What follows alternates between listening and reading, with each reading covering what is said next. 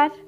श्रीमद् वाल्मीकि रामायण अखंड पाठ में आज मैं प्रस्तुत हूँ लेकर अरण्य कांड से दशमः सर्ग अर्थात 10वां सर्ग, जिसमें श्री राम ऋषियों की रक्षा के लिए प्रतिज्ञा करते हैं और अपनी उस प्रतिज्ञा के निमित्त जो भी कार्य उन्होंने करने के लिए सोचे हैं उन पर दृढ़ रहने की बात कर रहे हैं, अपने विचार व्यक्त कर रहे हैं। तो चलिए प्रारंभ करते हैं आज का अध्याय। वाक्य में तत्व वैदेह्या व्याहृतम भर्तृर्भक्तया श्रुत्वा धर्मे स्थितो रामः प्रत्युवाचाथ जानकीम् हितमुक्तं त्वया देवी स्निग्धया सदृशं वचः कुलं व्यपदिशन्त्या च धर्मज्ञे जनकात्मजे। किं नु वक्ष्याम्यहं देवी त्वयैवोक्तमिदं वचः क्षत्रियैर्धायते चापो नार्तशब्दो भवेदिति। ते चार्ता दण्डकारण्ये मुनयः संशितव्रताः मां सीते स्वयमागम्य शरण्यं शरणं गतः। तो अपने स्वामी के प्रति भक्ति रखने वाली विदेह कुमारी सीता की कही हुई यह बात सुनकर सदा धर्म में स्थित रहने वाले श्री रामचंद्र जी ने जानकी की बात का इस प्रकार उत्तर दिया। वो बोले कि हे देवी, धर्म को जानने वाली जनक किशोरी, तुम्हारा मेरे ऊपर इतना स्नेह है, इसीलिए तुमने मेरे हित की यह बात कही है। क्षत्रियों के कुल धर्म का उपदेश करती हुई तुमने जो कुछ कहा है वह सचमुच तुम्हारे योग्य है। हे देवी, मैं तुम्हें क्या उत्तर दूं? तुमने खुद मुझसे यह बात पहले कही है कि क्षत्रिय लोग इसलिए धनुष धारण करते हैं कि उनकी प्रजा आर्त न हो, दुखी न हो, किसी को कष्टों के मारे दुखी होकर हाहाकार न करना पड़े, कोई दुख संकट में पड़ा हो तो उसकी रक्षा की जाए। तो हे सीते, दंडकारण्य में रहकर कठोर व्रत का पालन करने वाले वे मुनि बहुत दुखी हैं, इसलिए मुझे शरणागत वत्सल जानकर वे स्वयं मेरे पास आए हैं और शरणागत हुए हैं। वसंतः काल कालेषु वने मूलफलाशनाः न लभन्ते सुखं भीरु राक्षसैः क्रूरकर्मभिः भक्ष्यन्ते राक्षसैर्भीर्मेनर्मांसोपजीविभिः ते भक्ष्यमाणा मुनयो दण्डकारण्यवासिनः अस्मानभ्यवपद्येति मामोचोर्द्विजसत्तमाः मया तु वचनं श्रुत्वा तेषामेवं मुखाच्युतं कृत्वा वचनं शुश्रूषां वाक्यमेतदुदाहृतं प्रसीदन्तु भवन्तो मे ह्रीरेषा तु ममातुला। यदि दृश्यैरहं विप्रैरुपस्थेयैरुपस्थितः किं करोमीति च मया व्याहृतं द्विजसन्निधौ। तो आगे कहते हैं श्री राम, वास्तव में पिछले अध्याय में जब सीता ने श्री राम को वनवासियों के प्रति अहिंसा न करने की बात की थी, उसी बात का उत्तर देते हुए इस अध्याय में श्री राम उन्हें अपने कर्तव्य की बात बता रहे हैं, जिसकी याद भी स्वयं सीता ने ही दिलाई थी। तो कहते हैं, भीरु सदा ही वन में रहकर फल मूल का आहार करने वाले वे मुनि इन क्रूर कर्मा राक्षसों के कारण कभी सुख नहीं पाते हैं। मनुष्यों के मांस से जीवन निर्वाह करने वाले ये भयानक राक्षस उन्हें मारकर खा जाते हैं।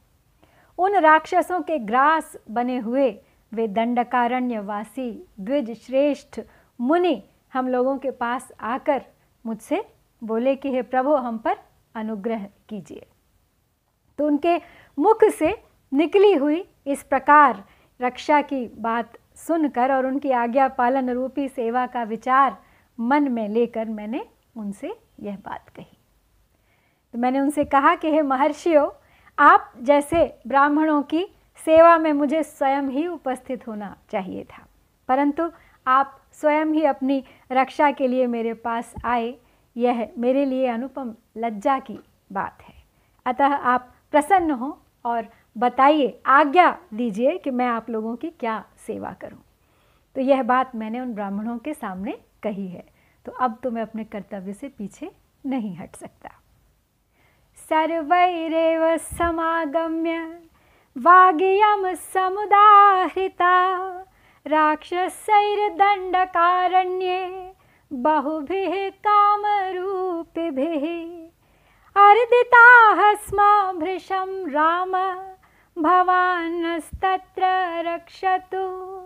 होमकाले तु सम्प्राप्ते पर्वकालेषु चानघ धर्षयन्ति सदुर्धर्षा राक्षसाः पिशिताशनाः राक्षसैर्धर्षितानां च तापसानां तपस्विनां गतिं मृगयमाणानां भवान्नः परमागतिः कामं तपः प्रभावेण शक्ता हन्तुं निशाचरान् चिरार्जितं न चेच्छामस्तपः खण्डियुतं वयं बहुविघ्नं तपो नित्यं दुश्चरं चैव राघव। तो राम अब आगे कहते हैं सीता को समझाते हुए कि तब उन सभी ने मिलकर अपना मनोभाव मुझ पर प्रकट किया। कहा कि हे श्री राम, दंडकारण्य में इच्छानुसार रूप धारण करने वाले ये बहुत से राक्षस हैं यहाँ पर, उनसे हमें बहुत कष्ट पहुँच रहा है। अतः वहाँ उनके भय से अब आप हमारी रक्षा करें। अब विश्वास जब उन्हें हो गया है कि मैं उनकी रक्षा के लिए यहाँ हूँ, तो मैं अब अपने कर्तव्य से हे जनक नंदिनी पीछे नहीं हट सकता। तो हे निष्पाप रघुनंदन, उन्होंने मुझसे कहा कि अग्निहोत्र का समय आने पर तथा पर्व के अवसरों पर ये अत्यंत दुर्धर्ष मांस भोजी राक्षस हमें धर दबाते हैं। राक्षसों द्वारा आक्रांत होने वाले हम तपस्वी तापस सदा अपने लिए कोई आश्रय ढूंढते रहते हैं। अतः आप ही अब हमारे परम आश्रय हो जाएं श्री राम। हे रघुनंदन, यद्यपि हम तपस्या के प्रभाव से इच्छानुसार इन राक्षसों का वध करने में समर्थ हैं, क्योंकि यह भी तो प्रश्न हो सकता है कि यदि वो इतने तपशील हैं तो राक्षसों से रक्षा के लिए उन्हें श्री राम की आवश्यकता क्यों है, अपनी तप शक्ति से क्यों नहीं उनका अंत कर सकते। तो वो कहते हैं कि तथापि चिरकाल से उपार्जित किए हुए तप को खंडित करना नहीं चाहते हैं, क्योंकि तप को वो पूरा ही नहीं होने देते हैं, बीच में ही उनके तप का विध्वंस कर देते हैं। अब क्योंकि तप में सदा ही बहुत से विघ्न आते रहते हैं तथा इसका संपादन बहुत कठिन हमारे लिए हो जाता है। तेन शापम न मुंचामो भक्ष्यमाणाश्च राक्षसैः तदर्ध्यमानान् रक्षोभिर्दण्डकारण्यवासिभिः रक्षणस्त्वं सह भ्रात्रा त्वन्नाथा हि वयं वने मया चैतद्वचः श्रुत्वा कार्त्स्नस्नेन परिपालनम् ऋषीणां दण्डकारण्ये संश्रुतं जनकात्मजे संश्रुत्य च न शक्ष्यामि जीवमानः प्रतिश्रवम् मुनीनामन्यथा कर्तुं सत्यमिष्टं हि मे सदा अप्यहं जीवितं जह्याम त्वां वासीते सलक्ष्मणाम् न तो प्रतिज्ञा संश्रुत्य ब्राह्मणेभ्यो विशेषतः तद्वश्यं मया कार्यम ऋषीणाम परिपालनम। तो ऋषि मुनियों ने आगे श्री राम से कहा कि यही कारण है कि राक्षसों के ग्रास बन जाने पर भी हम उन्हें श्राप नहीं देते हैं। इसीलिए दंडकारण्यवासी निशाचरों से पीड़ित हुए हम तापसों की भाई सहित आप हे श्री राम रक्षा करें, क्योंकि इस वन में अब आप ही हमारे रक्षक हैं। हे जनक नंदिनी, दंडकारण्य में ऋषियों की यह बात सुनकर मैंने पूर्ण रूप से उनकी रक्षा करने की प्रतिज्ञा की है। मुनियों के सामने यह प्रतिज्ञा करके अब मैं जीते जी इस प्रतिज्ञा को मिथ्या नहीं होने दूंगा, क्योंकि सत्य का पालन मुझे सदा ही प्रिय है। हे सीते, मैं अपने प्राण छोड़ सकता हूँ, तुम्हारा और लक्ष्मण का भी परित्याग कर सकता हूँ, किंतु अपनी प्रतिज्ञा को, विशेषतः ब्राह्मणों के लिए की गई प्रतिज्ञा को मैं कदापि नहीं तोड़ सकता। रघुकुल रीत सदा चली आई, प्राण जाए पर वचन न जाए। अनुक्तेनापि वैदेही प्रतिज्ञाय कथं पुनः मम स्नेहाच्च सौहार्दादिदमुक्तं त्वया वचः।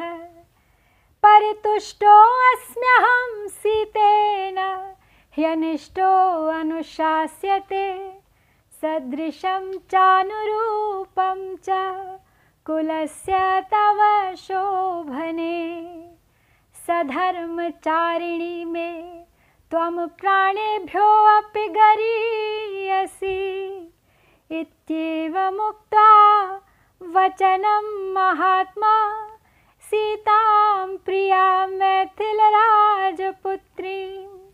रामो धनुष्मान् सह लक्ष्मणेन जगाम रम्याणि तपोवनानि। तो श्री राम आगे कहते हैं सीता से कि इसीलिए ऋषियों की रक्षा करना मेरे लिए आवश्यक कर्तव्य है। हे विदेह नंदिनी, ऋषियों के बिना कहे ही उनकी मुझे रक्षा करनी चाहिए थी। फिर जब उन्होंने स्वयं कहा है और मैंने प्रतिज्ञा भी कर ली है, तब अब मैं उनकी रक्षा से मुंह कैसे मोड़ सकता हूँ। तो हे सीते, तुमने स्नेह और सौहार्दवश मुझसे जो ये बातें कही हैं, इनसे मैं बहुत संतुष्ट हूँ, क्योंकि जो अपना प्रिय न हो उसे कोई हितकर उपदेश नहीं देता। मैं जानता हूँ तुम्हें मेरी जान की भी परवाह है, तुम्हें मेरे स्वास्थ्य की फिक्र है। तुम चाहती हो कि मेरी भी रक्षा हो, लक्ष्मण की भी रक्षा हो इस कठोर वनवास में। तो हे शोभने, तुम्हारा यह कथन तुम्हारे योग्य तो है ही, तुम्हारे कुल के भी सर्वथा अनुरूप है। तुम मेरी सहधर्मिणी हो और मुझे प्राणों से भी बढ़कर प्रिय हो। मैं तुम्हारे हृदय के भाव समझता हूँ, लेकिन मेरा कर्तव्य है, मैं उसे भी नहीं टाल सकता। तो महात्मा श्री रामचंद्र जी अपनी प्रिया मिथिलेश कुमारी सीता से ऐसा वचन कहकर हाथ में धनुष लेकर लक्ष्मण के साथ रमणीय तपोवन में विचरण करने लगे। इस प्रकार सीता राम के संवाद के साथ श्री वाल्मीकि निर्मित आर्ष रामायण आदि काव्य के अरण्य कांड में यह 10वां सर्ग यहाँ संपन्न होता है। इत्यार्षे श्रीमद् रामायणे वाल्मीकिये आदि काव्ये अरण्य कांडे 10वां सर्गः। ओम श्री सीता रामचंद्राभ्याम नमः।